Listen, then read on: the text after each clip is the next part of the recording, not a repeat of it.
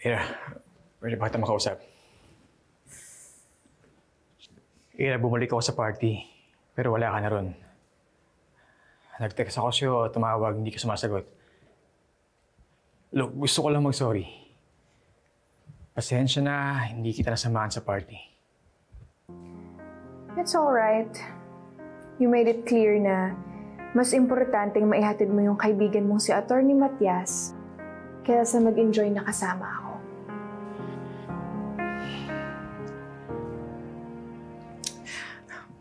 Babawi ako. Just tell me how babawi ako.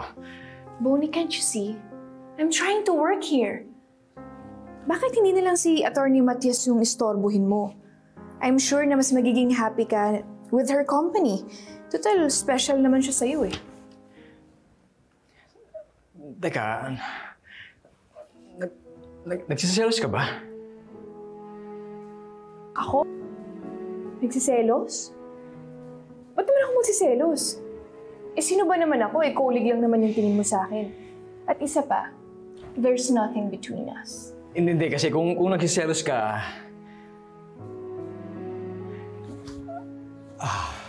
Look, this is not how I plan to tell you this, but... Hindi lang colleague ang tingin ko sa'yo.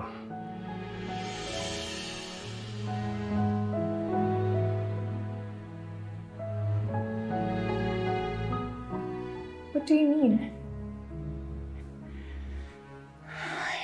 You are special to me. Alam ko, hindi pa tayo ganun magkakilala, but I want to know you more. I want to know you more because I like you. Hindi lang basta colleague. I like you more than a friend.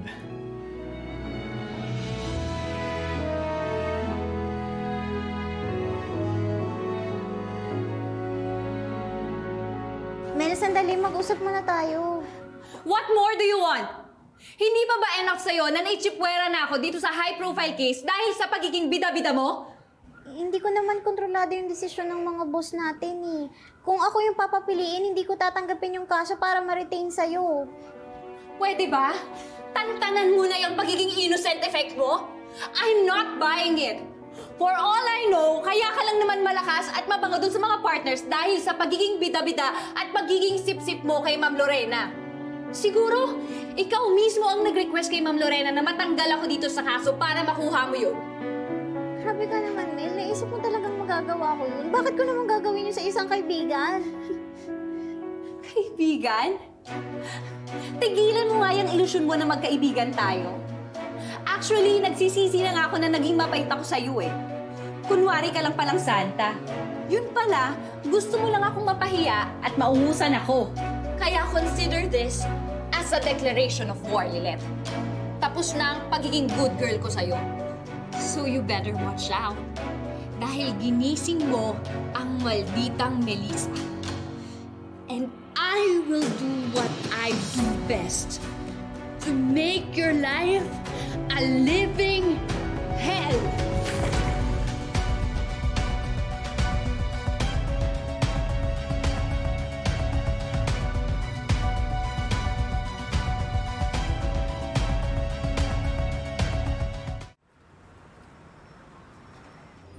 Have you heard from Ramir lately? How is he doing in Australia? Baka naman puro naman business yung inaasikaso niya, napapabayaan niya yung sarili niya dahil puro business expansion yung ginagawa niya doon. 2 weeks ago pa yung huling correspondence namin ni Ramir. Mukhang maayos naman yung lagay niya doon. Do you happen to know where he's staying there in Australia? Baka naman pwede ko siyang sundan para naman meron siyang makasama. I'm sorry, Patricia. Pero hindi dinisclose ni Ramir sa akin kung saan siya tumutuloy. Even if I knew, hindi ko rin naman maaaring sabihin sa'yo eh. Dahil mahigpit ang bilin ng asawa mo na hayaan mo na siyang mag-isa. I guess he wants to sort all of his problems all by himself. You know, I just hate that feeling na hindi ko man lang madamayan yung asawa ko. Parang walang kwentang wife. Don't think that way. Sandali. Waiter! To hire those people. Hey, Van! Is that you, Panyero? Piero, Nice to see you here. Kamusta? Okay naman. Lorena, my wife, Hello, good evening. we were just actually about to have dinner. By the way, I would like you to meet a client and a good friend of mine, Mrs. Patricia Engano. Patricia, this is Attorney Constantino De Leon of DNR Law, and of course his beautiful wife, Lorena. Actually, we already know each other. Yes, we've met at a charity event. A pleasure to meet you. I'm sorry, Engano? Would you happen to be related to Ramir Engano of RLE Manpower Enterprises? He's my husband. Kilala kasi ang husband mo sa employment industry. Is he here? It would be an honor to meet him. Some other time, he's in Australia. Alam mo, masyado na natin naiistorbo yung dinner nila and our table is waiting. So let's go. Yes, of course. Trisha, it's nice to meet you again. Me too. All right, Panyero, let's play golf sometime. Sure, Paniero. All right? Take care. Enjoy the evening.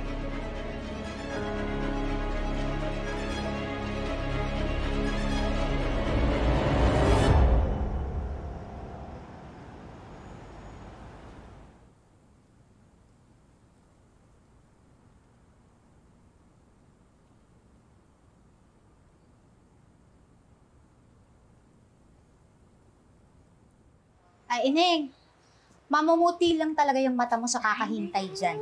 Oo. Hindi naman na. Huwag ka lang kumopia kasi nadalating pa yun si Bonnie para sunduin ka dito tapos ihahatid ka. Hindi mo yari. Kasi malamang, yung taong yun, natauhan na yun. Oo, na-realize niya na talaga naman wala siya mapapala sa pag-aaksaya niya ng oras sa'yo. Tsaka mabait po si Bonnie. Hindi ko siya kagaya ng iniisip niyo. Ay, hindi kaya. Pare-pareho yung mga yan. Oo, naku, yung ko ba dito? Lilith, hindi ka na talaga nasanay, no? Tingnan mo, ang mga taong yan, walang gagawin, kundi i-abandona ka. Tapos, iwanan ka sa ere. Tingnan mo yung nanay mo. O, yun ang ginawa sa'yo. Si Sir Camille, yun din ang ginawa sa'yo. Kaya panigurado, yan si Nay. Bonnie, ganyan-ganyan din ang gagawin sa'yo. Nay, tama na ho. Mapapaagay menopause niyo pagtuloy yung pinag-initan yung bestie ko eh. Bakit totoo naman yung sinasabi ko? Tsaka isa pa, dapat nga nagpapasalamat sa akin yan si Lilith kasi nire-real talk ko sa para hindi siya umasa, para hindi masyadong masakit. Ganon. Alam mo dapat mong gawin? Sumunod ka sa akin doon, sa tindahan ng daming tao. Ha? Sumunod ka sa akin. Opo, Nay.